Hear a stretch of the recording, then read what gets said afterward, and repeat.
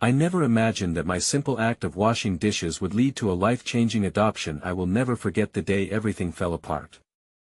The sun dripped through the kitchen window, casting warm beams on the dishes piled high in the sink.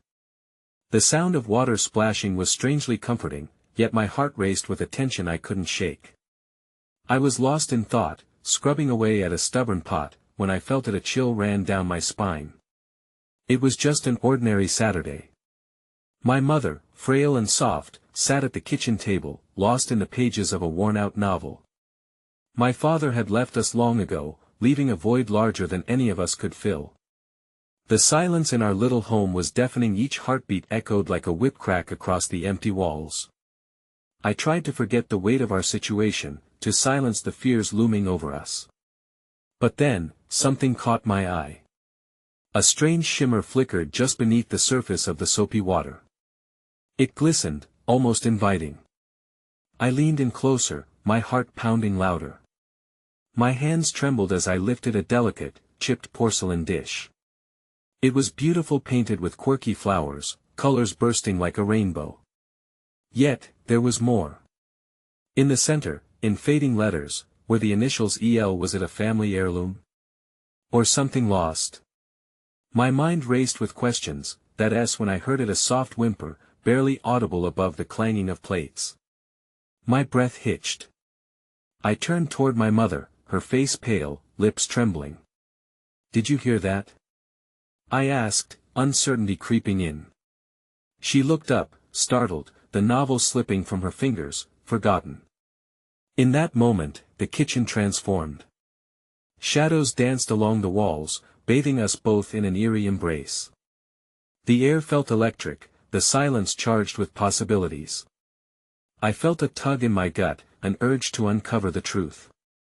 What if it's something important?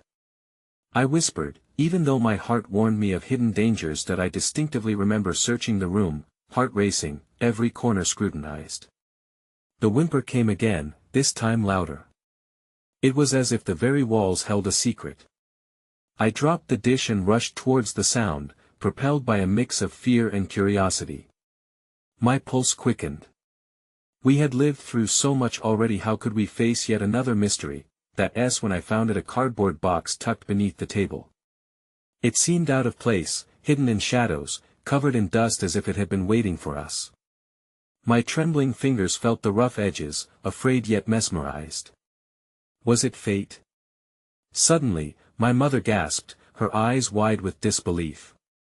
"Open it," she urged, her voice a mix of excitement and fear. My hands shook as I lifted the flaps. Each creak of cardboard felt like a strike in the heart.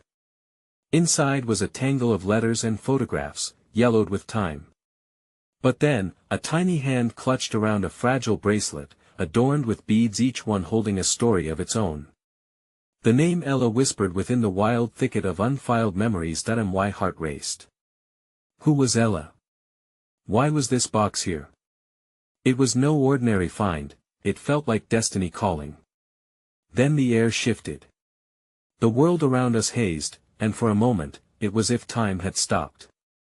I looked from the box to my mother, her expression morphing from curiosity to fear. "We shouldn't have touched it. What if it belonged to someone?" she said softly, her voice barely above a whisper. I felt the weight grow heavy between us, our past crashing against the brimming uncertainty of our future. Would this be another scar on our already battered hearts? Or perhaps a chance for something more? Every muscle in my body screamed for answers. I closed my eyes, gripping the fragile bracelet tightly. A whirlwind of possibilities rushed through me, each one more tantalizing than the last. The thought of adoption flickered in my mind, of finding a child who needed love just like we did. But that blissful thought was cut short by an unsettling mystery that lingered. As I stared at those delicate beads shimmering in the fading light, I couldn't shake the feeling that washing dishes had led us to something monumental. What was coming next? A wave of hope? Or a storm that would shatter everything? Hey, before we continue with this amazing story, I need to give you an important heads up. Many subscribers have reported that YouTube unsubscribed them without warning. Take a quick second to check the red button below to make sure you're still subscribed to the channel. I'd hate for you to miss any of the exclusive content coming soon. And while you're there, smash that like button, it really helps me out with the algorithm. Oh, and tell me in the comments, which city are you watching from? I love getting to know every amazing person who's part of this community. Your participation makes all the difference. Let's connect.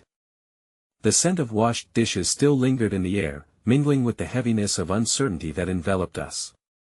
I felt as if we stood at a precipice, with the ancient cardboard box cradling our hopes and lingering sorrows.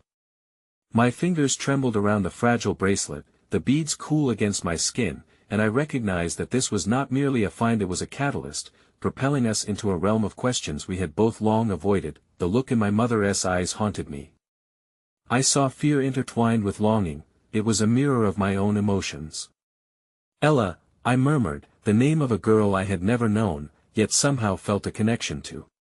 My mind spun with possibilities.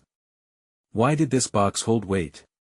What stories, what heartaches had unfolded alongside Ella's existence?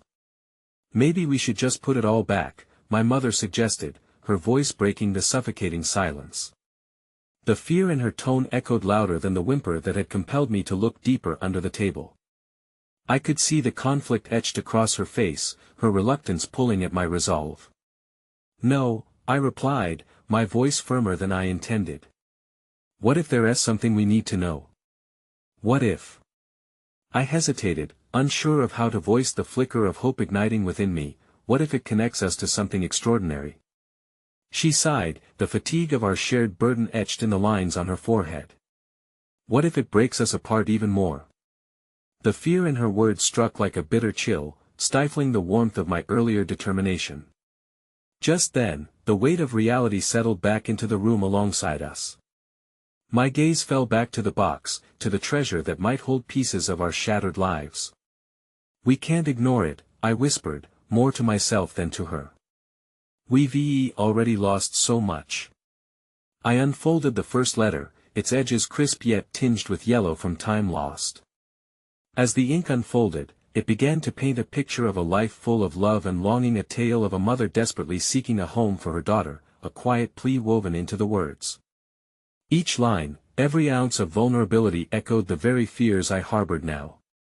With every letter I read, tears welling in my eyes, I could almost hear the resonance of a heartbeat yearning for warmth, much like my own. That I glanced up, searching my mother's face for something, anything that would assure me we were on the right path. I found only silence. Mom, I started, emotion rising in my throat. What if we? Before I could finish, the doorbell rang, slicing through the tense air. My mother's eyes widened, her body stiffening instinctively as if bracing for a storm. Who could that be? She asked, and the worry in her voice sent shivers through me. Suddenly, a pang of intuition struck me. Perhaps this moment held the answers we sought. Let us see, I urged softly, stepping toward the door, but she placed a hand on my arm, hesitant to move forward. Maybe it's nothing, she implored. But my heart raced with curiosity, and I gently shook off her grip, making my way to the door. Each step felt monumental, tightening our emotional thread further. I grasped the doorknob, sensing both my mother's anxious presence behind me and the warmth of whatever awaited on the other side. Taking a deep breath, I swung the door open, my breath catching in my throat. There stood a woman with kind eyes, her face framed by waves of soft curls as vibrant as the petals in the porcelain dish I had found. In her hands, she clasped a small bundle swathed in a pastel blanket. My heart pounded as I watched the woman's gaze flicker between me and the box left on the kitchen table, its contents now bared to scrutiny and yet cloaked in secrecy. I'm so sorry, she said, her voice quivering with urgency. I think you have something that belongs to me. The world around me seemed to freeze, the weight of her statement sinking in slowly, a lead ball dropping into the depths of my stomach. What she implied reverberated through the air, a precious truth wrapped in fear and longing. My eyes darted to the box and back to her, realization settling like an unshakable truth. We were looking at a crossroads, a moment that could lead to both salvation and heartbreak. My mother stepped up beside me, and I felt her heart racing in sync with mine. Who are you? I managed, my voice barely a whisper. The vulnerable truth hung in the air, as fragile as the bracelet I clutched, a connection to someone we didn't know, yet perhaps never should have lost. The potential for life's profound changes stood before us, but which path would we take? And did we truly want to uncover the answers that lay before us? Please, the woman implored, her eyes moist with urgency. Let me explain. We need to talk. As I stood frozen at the threshold, my heart thumping against my ribs, I felt the gaze of the woman, full of raw emotion, searching for recognition in my eyes. I cast a glance at my mother, her expression a kaleidoscope of confusion, fear, and something else, longing, perhaps, for a past we had never known. Who are you? I repeated, more assertively this time, needing to pry apart the tangled threads of this unexpected intrusion. I had thought the box would reveal stories of lost family, but it felt as if we had walked into an unresolved chapter of someone else's life. My name is Clara, the woman said, her voice trembling yet resolute, and I am Ella's mother. The statement hung between us like a heavy fog, thickening the air with the enormity of its truth. A wave of shock washed over me, making it hard to breathe. All I could think of was the letters in the box, which dripped with longing from someone desperate to be understood. Ella, I echoed, tasting the name on my tongue as if it were something foreign. But how? What do you mean? I was forced to leave her, Clara continued, speaking slowly, as if each word was a stone laid upon a precarious path. Years ago, circumstances they were far beyond my control. But I never stopped searching for her, and somehow I believe that fate has brought us here today. Looking from her to the box, a dread settled in the pit of my stomach. Could it really be true? A stolen child, an ache that had echoed for years until it finally led to this moment. I glimpsed at my mother, her gaze lost in a distance only she could see, the reality of this room suddenly feeling too small for our widening worlds. We don't know anything about you, she said, her voice shaky but strong, a protective instinct flaring within her. What are you asking of us? I can explain everything. I want to know where she is, what her life has been like, and I want her to know that she was loved deeply, Clara pleaded, her eyes glossy with unshed tears. For years, I've carried this weight with me, and it has shaped who I am. I thought I could stay away, but I can't anymore. It struck me then like light breaking through a fog. I looked at the bracelet, its intricate beads glimmering softly as if whispering tales of resilience. If Clara were telling the truth, then Ella was someone who had been yearning for connection just like us, someone whose absence had etched pain across both her mother's and our own hearts. I have letters, I blurted out suddenly, reaching for the open box. Letters from you. I hesitated, feeling the enormity of my words. From Ella's mother. At the mention of the letters, Clara's demeanor shifted. I could see a flicker of hope igniting in her expression, illuminating years of grief hidden beneath the surface. Can I read them? She asked, her voice barely above a whisper. I exchanged a glance with my mother, the ponderous weight of our shared history pressing heavily on both of us. It felt as if we stood at a precipice once more, ready to freefall into the unknown. With a nod, I picked up one of the letters, holding it out toward Clara, whose fingers trembled as she took it from my grasp. Everything seemed to slow as she read, and her breath caught midway through. Tears spilled down her cheeks, and in that moment, even my mother softened, stepping forward as if pulled by an invisible thread. We were all bound by this fragile connection, three souls intertwined through love, loss, and uncertainty. I never meant for any of this to happen, Clara said, her voice breaking, but I never stopped looking for you, Ella. Each word you penned, it felt like I was reaching out to you across time and space. I choked back a swell of emotions, the truth of Clara's longing resonating deep within me. It was an ache I recognized well, an unfulfilled dream cast aside in the name of survival. Suddenly, a voice called from the neighbor's yard, a child's laughter floated through the air, fresh and unburdened, reminding me of everything that had been lost in chaos. My heart twisted painfully at the reminder that there were children out there, laughing freely, while we stood here amid confusion and whispers of the past. That Clara wiped her tears away, something profound shifted within me. We might not have the answers yet, I began cautiously, but maybe we can help each other find them. Hope ignited, sparking through the despair like a flickering candle, and my mother's lips pressed into a line, the first sign of acceptance I had seen, but before anything could solidify in our minds, a loud crash echoed from the kitchen, the kind that sends a ripple of alarm through a home. My mother's eyes shot to me, panic rising anew as we both turned toward the sound. "Stay here," she commanded softly, her voice trembling but resolute. I didn't know if she was referring to Clara or herself, but I nodded, feeling tethered to this moment in a way I never had before. As she disappeared into the kitchen, the weight of Clara's presence loomed. Something was brewing beneath the surface, the unresolved tempest waiting to be unleashed, and I suddenly felt a pang of dread mixed with anticipation. With a rush of emotion, I turned back to Clara. "Whether you're truly Ella's mother or not, we have to find a way forward. This is only the beginning." Clara smiled sadly, a mixture of hope and heartbreak in her gaze, but just as the air thickened with possibility, a sharp cry rang out, breaking the tenuous thread between us. The door flew ajar, revealing a small figure, a girl, her eyes wide with fright, cradling something broken in her hands. "Mom! Something's wrong." And in that instant, the sweetness of hope curdled into a desperate urgency, the heart of our story unfolding in ways we could never have imagined. As the door swung open, my heart raced at the sight of the girl standing there, her face pale and tremulous. She seemed so small, yet the weight of her presence filled the space, a new force intertwined with the emotions that had already begun to spiral out of control. The broken object she cradled in her hands caught the light, shattered glass glimmering like 1,000 shattered dreams, scattered memories reflecting a life that had been disrupted. "Mom! Something's wrong!" she cried again, her voice high and strained like a guitar string pulled too tight.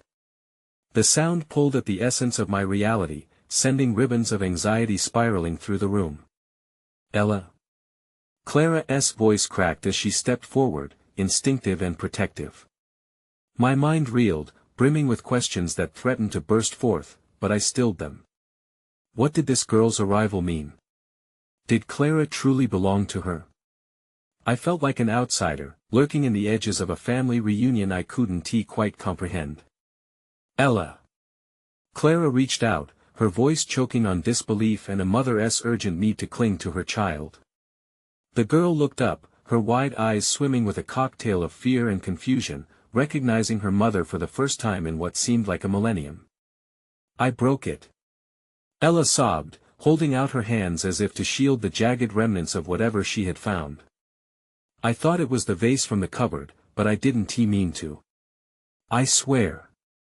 I saw Clara's face wash over with emotion, and for a fleeting moment, the remnants of broken porcelain disappeared in the shadow of the reunion, the simple act of a child, connected to the essence of home. The air crackled with charged emotion, and somewhere deep inside me, I hoped that the shards of this moment could be swept away into something beautiful, that in this chaos, something spectacular could emerge, but then, before we could grasp the fragile serenity, my mother's voice echoed from the kitchen. "What on earth, Ella? Where did you go?" Another thick wave of panic rippled through the room, folding the air into tension once more. I just," Ella stammered, glancing back toward the kitchen, where my mother was now drawing closer, confusion lining her brow. She caught sight of Clara, and the glimmer of hope that had sparked just moments ago quickly turned to unease. "I thought it's okay, it's okay," Clara cooed, her hand reaching out as if to embrace Ella.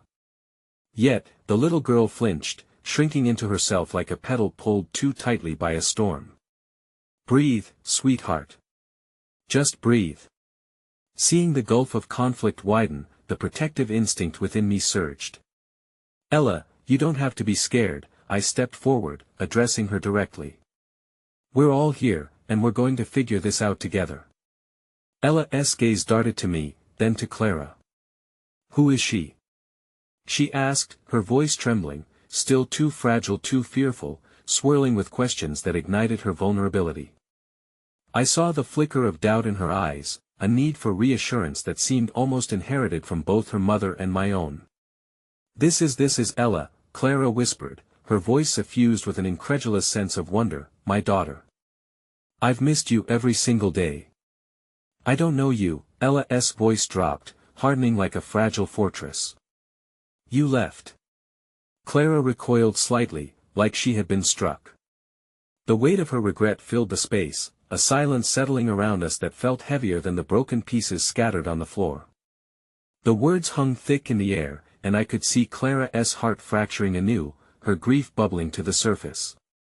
It was a wound that wouldn't heal easily, not for any of us. "I know you don't," Clara replied softly, tears brimming in her eyes. "But I promise you, I never wanted to leave you. I've searched, fought to find you." Her voice trembled, each syllable dripping with a desperate longing that echoed off the walls of the small room.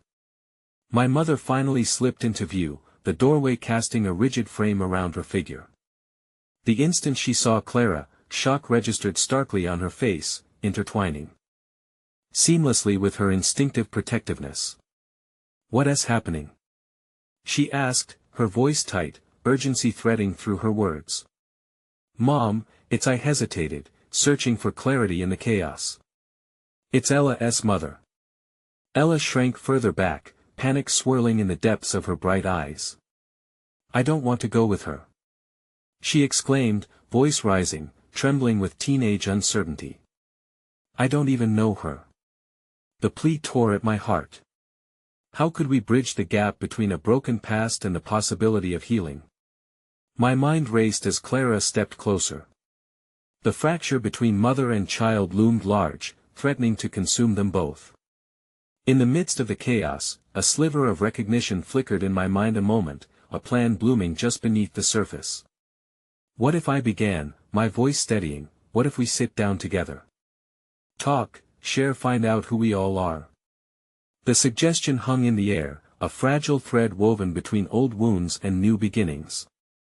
My mother glanced at me, surprise etched across her face, but as I looked back to Clara and Ella, I knew there was still hope even amid this storm. Jill understood the gravity of what I proposed, but she also knew it was time to build something out of the wreckage. For a moment, silence lingered before all eyes fell upon Clara, waiting for her to rise to the challenge. "Yes," she said, her voice a whisper yet filled with fierce resolution. "Yes, I want that too." Ella's shoulders tightened, her emotions twisting like a tempest inside her, and I could see the battle waging within her. Just as I began to feel the soft glimmer of hope rise within me, a chance for connection, healing, Ella spoke again, her voice small but unyielding. "But if this is a story about people finding each other, where does that leave me?" In that instant, the fragile peace radiating through the room shattered, leaving nothing but echoes of uncertainty and a gaping chasm of questions, leaving us standing on the brink with unresolved fears threatening to drown us in their roar. The weight of Ella's words settled like a stone in my stomach, and I could feel the collective breath of the room hitch, tension creating an invisible barrier that wrapped around us like a shroud. My heart ached at the mere thought of her feeling lost, isolated in a situation no child should ever have to navigate. It would have been too easy to dismiss her concerns, to push them aside in the pursuit of a hopeful reunion. But standing there, wrapped in the delicate lace of this family drama, I couldn't help but wonder if love could truly conquer all. "I want to know where I fit," Ella continued, her voice trembling but gaining strength, each word carving a path through the heaviness. "I didn't ask for this. I didn't ask to be lost." The vulnerability embedded within her words made something inside me snap. How many times had I felt adrift in my own skin, my own story? Clara stepped forward, her hands held out as if she could physically grasp the shattering reality between them. "You aren't lost, Ella. No one is lost. I need you to understand that you are loved beyond measure. I fought for you. Every single day, I thought of you, and I wished for the chance to hold you again." Each statement was raw with emotion, the histories tangled yet beautiful. I could see that for all the years of separation, Clara's love was a steadfast ember, waiting to ignite. Ella's expression wavered between skepticism and the longing. This was a door to warmth, to hope. Still, the fortress she had built around herself remained, a lifeline against the swirling chaos. But love doesn't fix things, does it? It doesn't put shattered pieces back together. It doesn't change the past. It doesn't make things right. I know, sweetheart, Clara said, her voice low and filled with regret. But we can try. One step at a time. It won't be easy, but you deserve to be seen, to have your voice heard. I could see the lines of worry etched upon Clara's face, the naked truth of a mother's remorse mingling with the determination to repair what had been broken. As the words sunk in, I felt a flicker of hope, a small flame igniting in the turmoil. Perhaps this moment could shift something, guide Ella toward the warmth of unconditional acceptance. But then I was reminded of my own emotional haze, the shadows that crept ever closer, threatening to overshadow the small glimmers we tried to create. Just as the moment began to settle, an unexpected sound broke the fraught silence. A soft knock echoed through the house, followed by a timid voice calling out, "Mom." I brought the mail. It was my younger brother, Max, stumbling into a world teetering on an unspeakable precipice. He halted his movement at the sight of us. His eyes darted from me to my mother, then to Clara, whose despair had transformed into a cartoon of conflicting emotions. "What is happening?" he asked, confusion knitting his brow. Max was just a child, oblivious to the whirlpool of relationships that spun around him. "Why is Ella here? And why does she look sad?" My breath caught in my throat, and I looked at Clara, my eyes wide with uncertainty. Even in the midst of our emotional battle, I thought of this small boy with a heart so big but still bound in youthful innocence, too young to hold the intricacies of our tangled truths. Clara knelt down, steadying herself on the floor as she brushed a tendril of hair from Ella's face. "Max, this is your sister. Ella." The words rolled off her tongue with a gentle reverence that seemed rooted in the hope of healing, a hope that warmed the chill in the air, even if only slightly. Yet, the absolute weight of that admission hovered, hanging on our breaths like moisture in the morning. Max's cerulean eyes widened, and I could see he was trying to grasp the enormity of this revelation, the pieces of lives he never knew being thrust before him like unwanted gifts. "You're my sister," he repeated, as though repeating it would make it easier to process. "But I didn't know that. Why didn't anyone tell me?" "I didn't know how," Clara whispered, guilt weaving itself through her tone. In that moment, I could see it, the tidal pull of emotions crashing within her while waves of hope and despair battled for dominance in Ella's steely gaze. Tears pricked at the corners of my eyes as I watched the two children stand before each other, Ella, the armor of a lone warrior, Max, an unsuspecting knight. They were strangers, bound by blood yet forged in separate worlds, and I felt my heart constrict with the weight of their ensuing connection. That a fragile connection sparked between them, and I stepped into the tangle of emotions, hoping to weave stability into the rupture.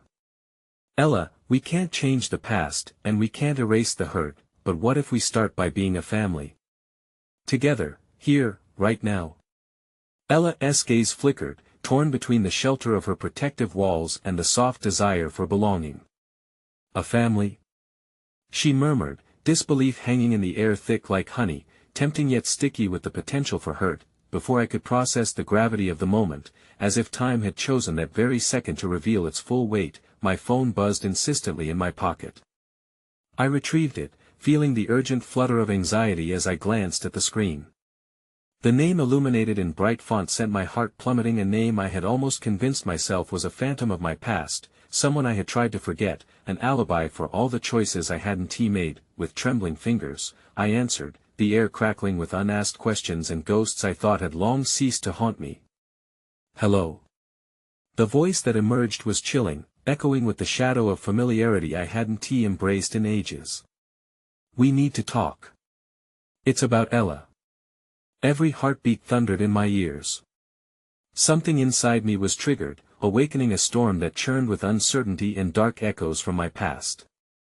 I looked up, the weight of the room pressing down on me, all eyes on me now, awaiting the fate of the fragile ties we had begun to weave. "Who?" Ella whispered, her eyes wide with fear, the sad realization of her precarious situation settling around us like a cold blanket. And just like that, the hope of connection wavered on the periphery of turmoil, leaving me to wonder if the very act of reaching out, of forming the family I longed to build, would only lead to more fractures, more shattered glass scattered across the floor. The phone call was a riptide, swift and unforgiving. The tension in the room shifted with the force of it, a palpable wave of concern wrapping around us like a storm cloud. I pressed the phone closer to my ear, attempting to gauge the depths of this conversation while Max and Ella, both wide-eyed, cast glances between me and Clara, their expressions dancing between confusion and fear. "Who is this?" I forced the question out, trying to stronghold the unease that twisted around my heart. My pulse quickened as the voice on the other end continued, dripping with a mix of annoyance and urgency. "Just listen. This is about Ella. The truth is, there are things she hasn't been told." I felt the room grow colder, the very air thickening with unspoken words. My stomach sank as I fought the instinct to hang up, to retreat from this thread threatening to unravel in front of me. "Ella?" I glanced at her, the burden of her vulnerability written across her face, a canvas of worry bearing the colors of scars and secrets. She stepped closer, her voice but a whisper. "Who is it?" It's someone from our past," I breathed, barely able to articulate the fragile strands of realization forming like spiderwebs in my mind. I needed to hold on to anything that would keep the illusion of stability intact. "Are they going to hurt her?" Max's innocent question pulled at my heartstrings, his brows furrowed as he looked between the adult fortress of worry and the sister he had just started to meet. My silence spoke volumes, and I turned my head, feeling the tightening grip of uncertainty that I returned to the call, voice shaking slightly. "Why should I trust you?" "Because I'm trying to help. You need to know the details before it's too late." "Ella is not safe," the voice snapped, each word encasing a chilling promise that made my skin crawl.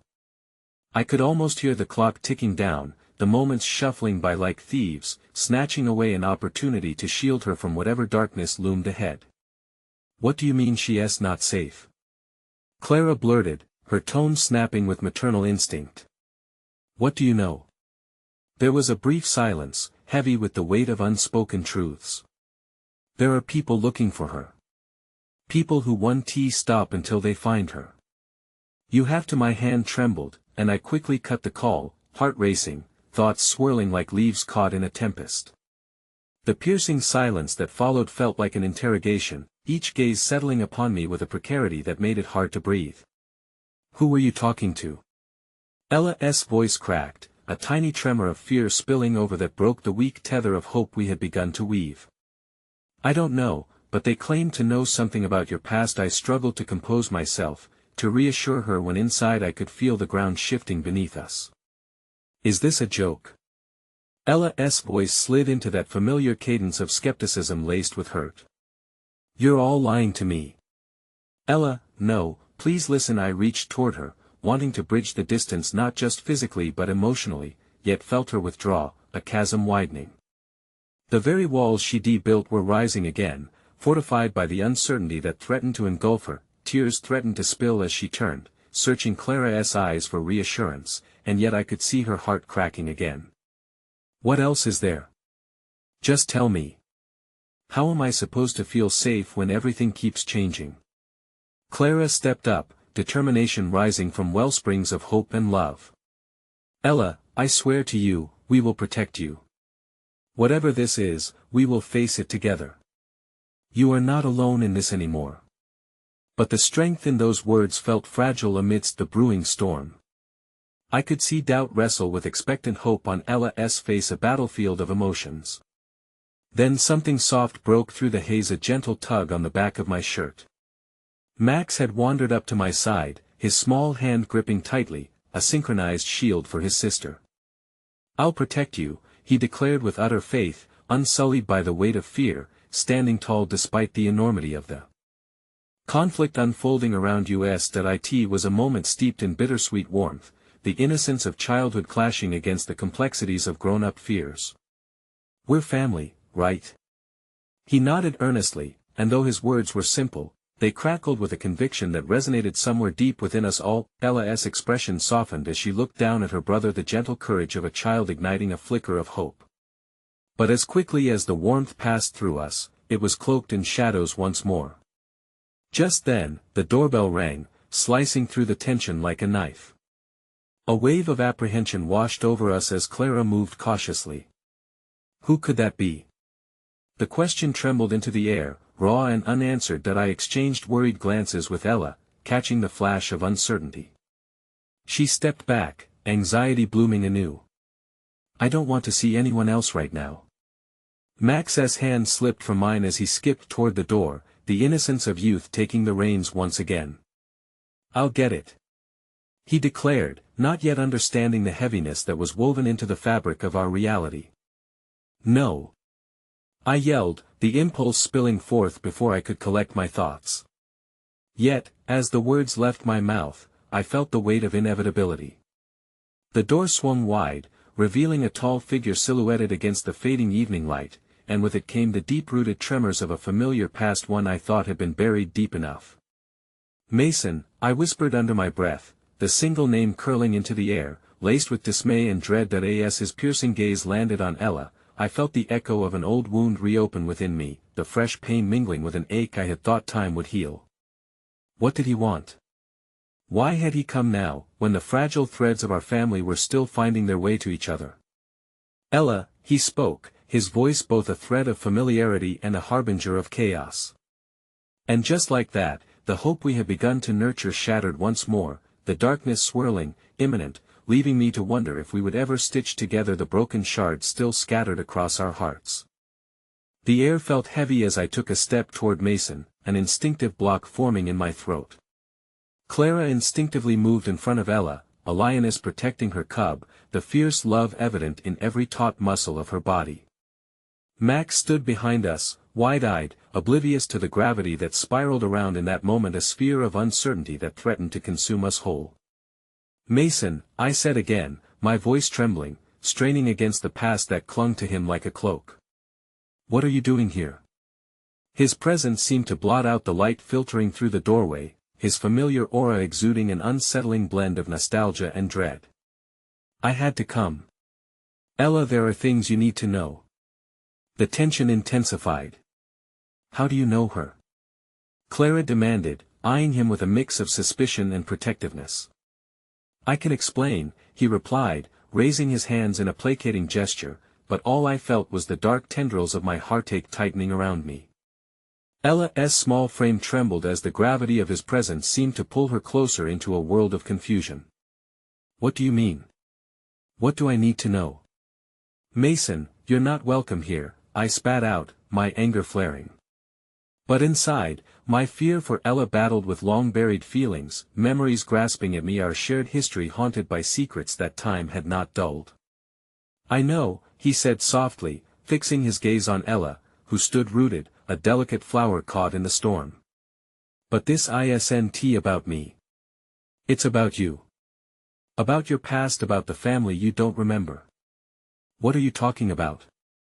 Ella's voice was barely a whisper, the shadows of doubt stirring fiercely within her. Mason, stop. You're scaring her. I choked out, my heart racing, the worry gnawing at me like vermin. Ella's expression shifted, a cocktail of fear and curiosity brewing within her. Please, just tell me, she urged, stepping slightly forward, her resolve surging in a way that filled me with simultaneous pride and dread. Ella, there are people out there, Mason continued, his voice dropping to an urgent whisper only we could hear. People who were looking for you long before this moment. They know things that could change everything. Change what? She asked, breathless. What are you saying? I felt the desperation clawing at my insides. The sensation of the invisible threads binding our lives began to fray as memories of old lies slipped into consciousness. Could this really be true? What could this mean for Ella? Mason, stop. You don't have to do this, I said fervently, grasping for the remnants of our shared history, hoping to shield her from whatever twisted revelation lay at his fingertips.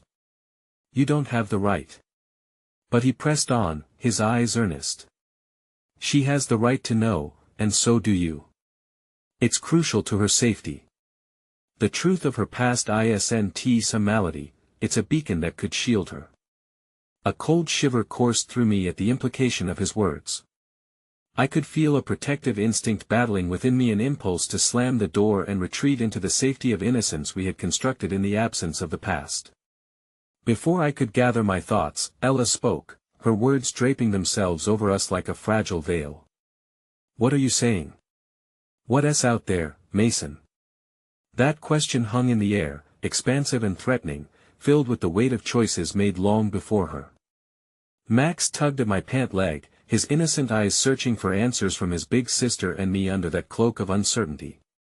"I'm scared," he whispered, and his simple statement broke a sliver of the tension wrapping around us. The heartfelt note in his voice drew my attention momentarily away from Mason, an unexpected reminder of the fragile bond of family right in front of me. "Max, everything will be okay," I whispered, dropping to my knees to look into his eyes, offering him a semblance of the security I struggled to maintain. "We have each other. We'll keep each other safe. Promise?" His small hand found mine, squeezing with trust, and for a moment, that warmth seemed to stifle the frigid air. "I promise," I breathed.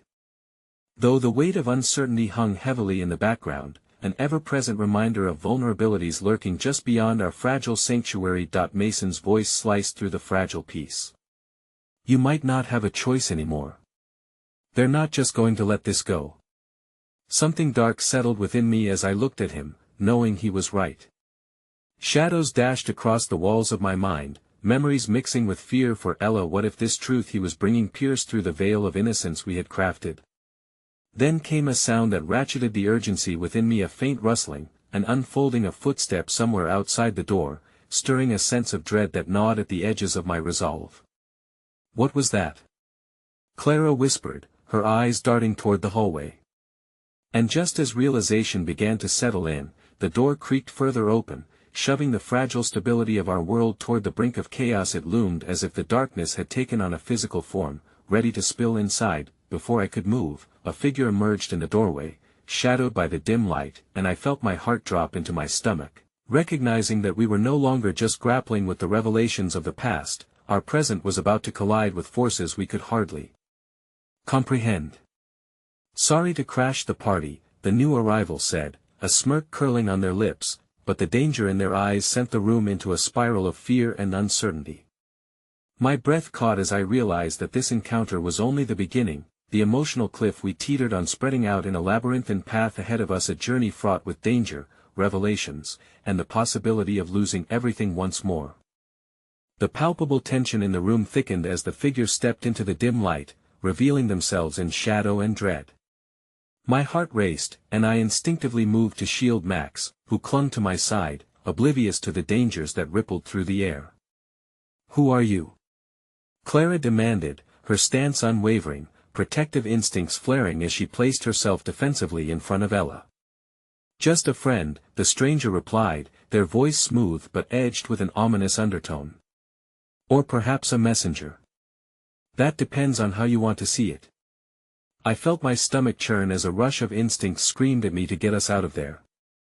"Ella, step back," I urged, fear creeping into my voice, but Ella stood frozen, her curious gaze searching, feeling the electric pull of potential threats circling around her. "Ella, you need to listen to me." Mason's voice cut through the chaos, a lifeline thrown into a churning sea. "This is what I was trying to warn you about. They're looking for you." The stranger chuckled, a sound that resonated with an unsettling familiarity that churned the bile in my throat. "That's one way to put it." They stepped further into the light, revealing sharp features and intense eyes that seemed to bore into Ella. "But do you really need to be afraid? Knowledge is power, my dear." Clara's protective arm moved steadily, pushing forward a step as if to draw a line in the sand. "You don't belong here. We don't want whatever you're selling." "Selling?" The stranger feigned shock, placing a dramatic hand on their heart. "I'm merely opening the door to truths waiting to be discovered." "But you're right, Clara. Fear is an unhealthy motivator." "But then again," the stranger smirked, "some things can only be understood through fear." Ella took a tentative step forward, curiosity igniting a spark in her wide eyes. What do you mean? What truths? The figure turned sharply toward her, their demeanor shifting from bemusement to intensity in an instant. Your past is threadbare, unfinished. It's tangled with secrets and lies that could mean the difference between living free or being imprisoned by shadows. A chilling silence enveloped the room, my heart thudding loudly against my ribcage. Memories I had tried desperately to suppress clawed back to the surface, and I stood paralyzed. What if this person held the keys to a truth that could not only tear Ella's world apart but also shatter ours? Ella, I wheezed, struggling to grab her hand, to pull her back into the safety of our fabricated reality.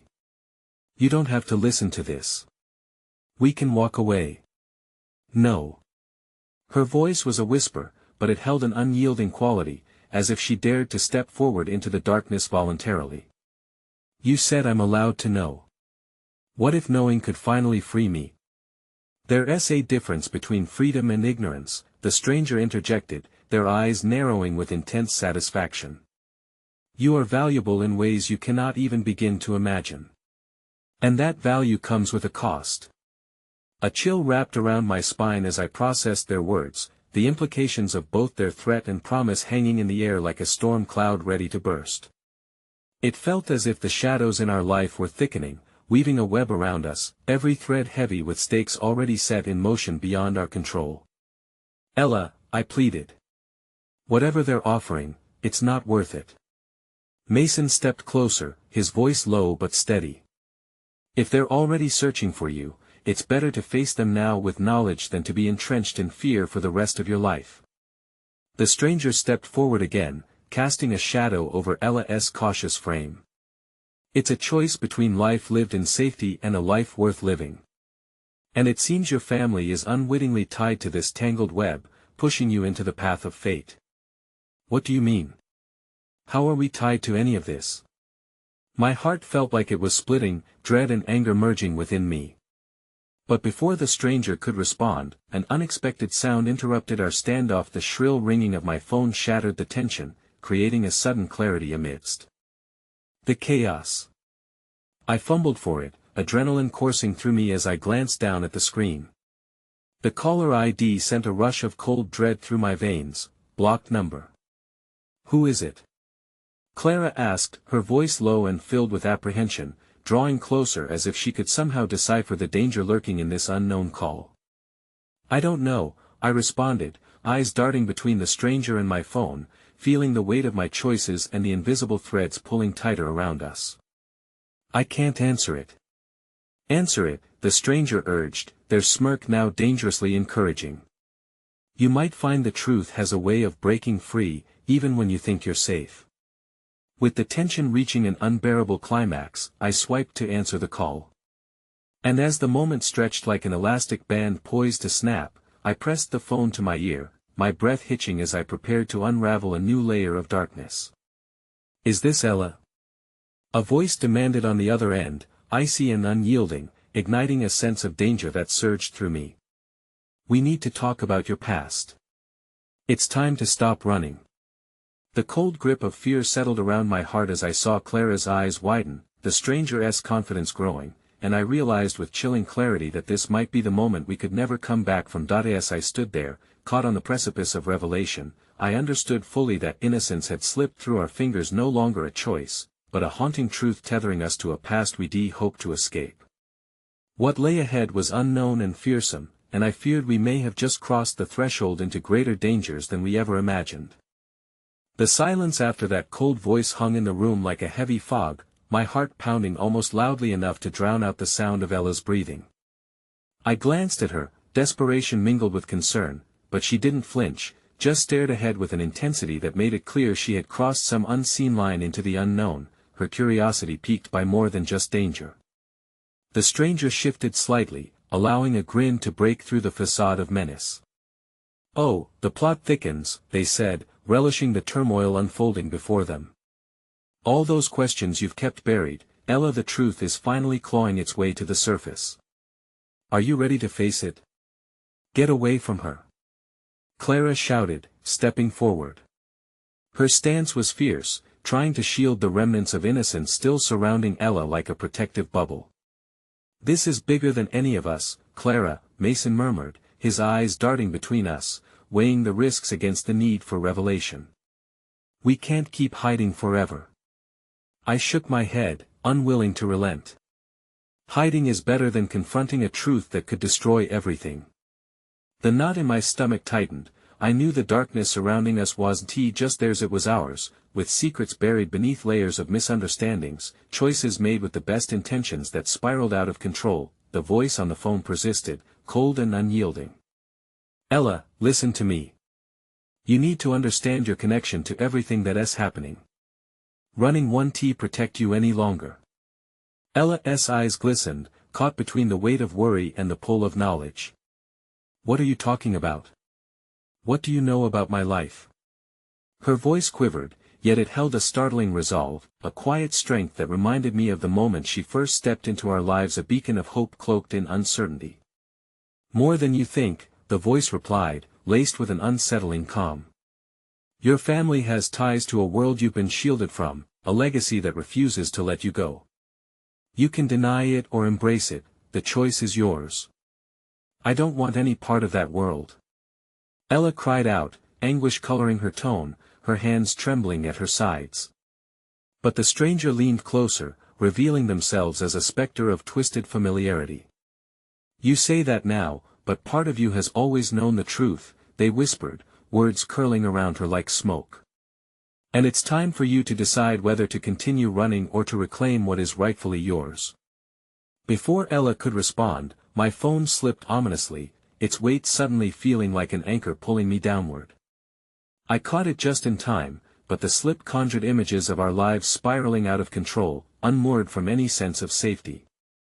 We need to end this, I murmured desperately, clenching the phone tightly. Ella, we can find another way.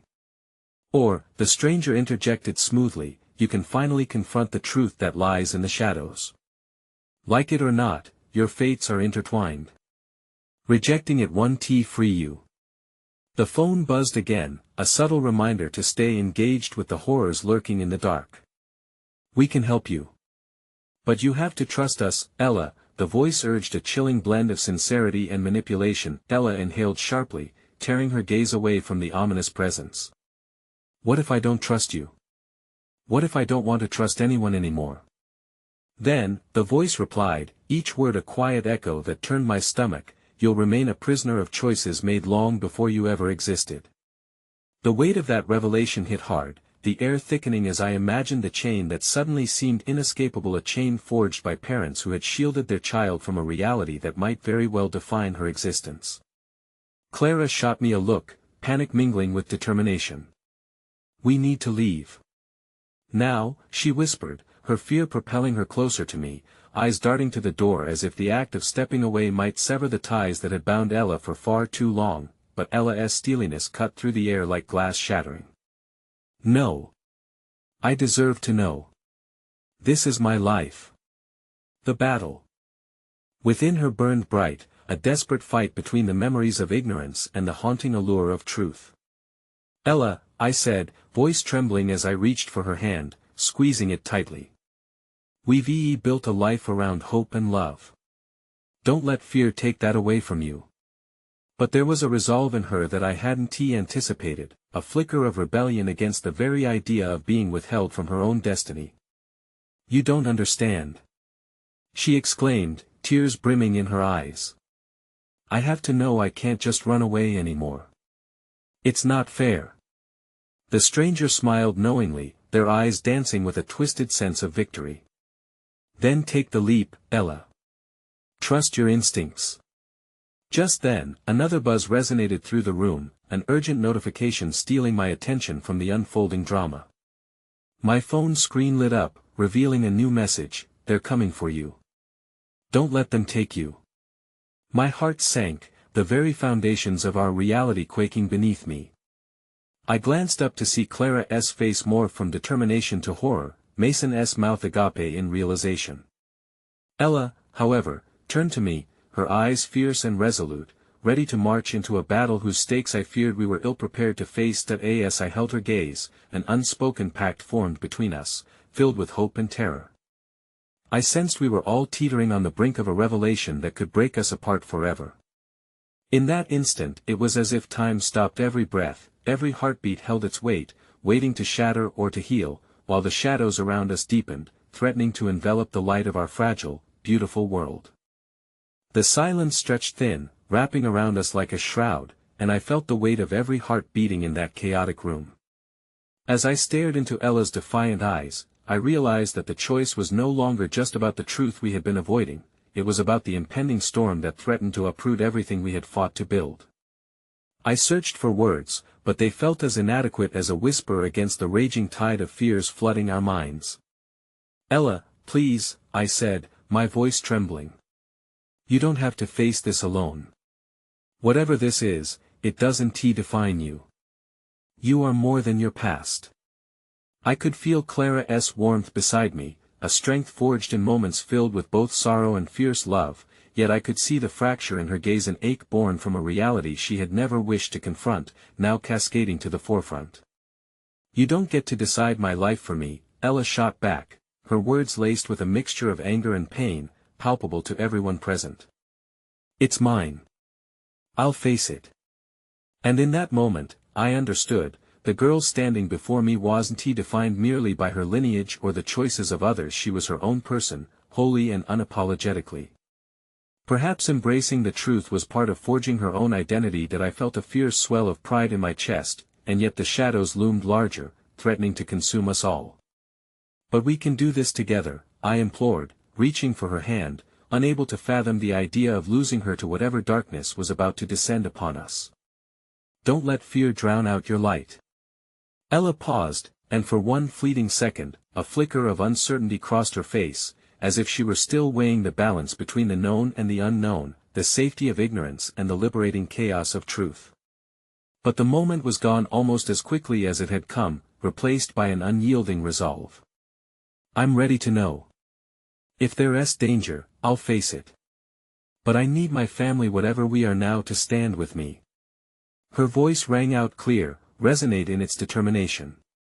It echoed not just for her but for all of us who had craved belonging in the warmth of unconditional love. The stranger, still looming like a dark specter, pivoted toward Ella with an approving grin.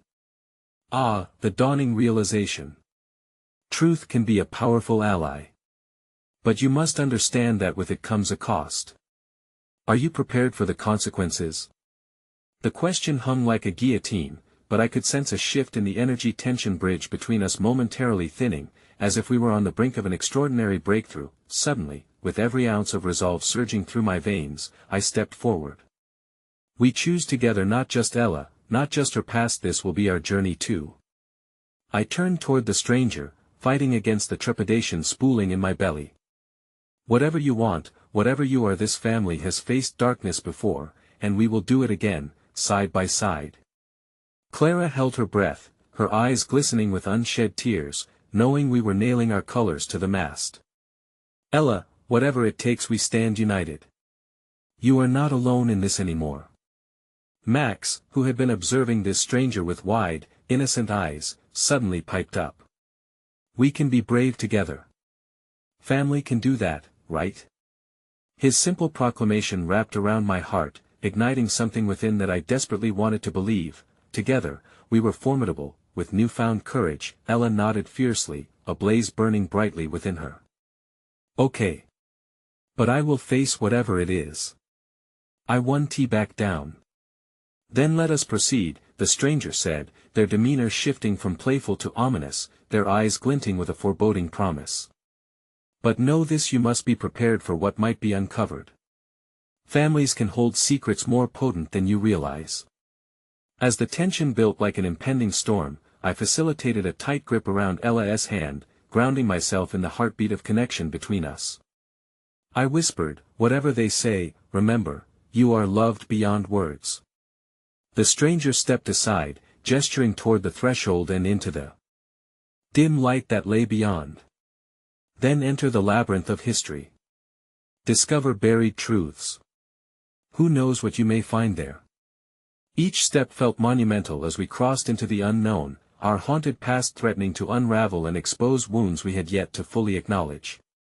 But with every heartbeat, I felt the warmth of my family, our lives woven together like strands of a tapestry, and as the shadows curled around us, we took our first united steps into the storm, no longer just the sum of our fears but a collective force quelling the tides of uncertainty with love, the reality of facing our truths set in a profound resonance in the air. But within that stillness, I heard it the paradox of hope, latent and waiting to be forged anew in the fires of our shared story. Suddenly, the door behind us slammed shut, and through the echoing silence, I could feel the weight of the world shifting, a shadow that could engulf us all, or a chance to rise reborn brighter than ever before. "We are family," I whispered into the silence, squeezing Ella's hand, allowing the warmth of my belief to wash over us. "And we will face whatever comes next together." In that moment, the darkness faded just slightly enough to let in some light. Just enough to remind us that love could still thread through the chaos, anchoring us tightly against whatever storms may rage beyond. As we pressed forward, my final thought crystallized deeply within my heart: no matter the scars that lay ahead, we would forge a path anew, together, each step resounding with a promise woven indelibly in the fabric of love. And at that intersection where our bloodlines meet, we would redefine what family truly meant. "Together," I echoed softly, the words simmering in the air like a creed. That resolve surged through me, igniting the flicker of warmth deep within. We were ready to fight even if it meant unveiling the past, however painful, to embrace the enduring promise of a future interlaced with hope. My final thought reverberated through my bones, etched into the very core of my spirit: we would emerge from this tempest, ready to reclaim who we were always meant to be. No shadows could extinguish the light born from connection, and with that, we crossed the threshold into the unknown, ready to create a tapestry of resilience woven together by unbreakable bonds of family, fighting against every darkness, renewed in our singular pursuit, finding our way home.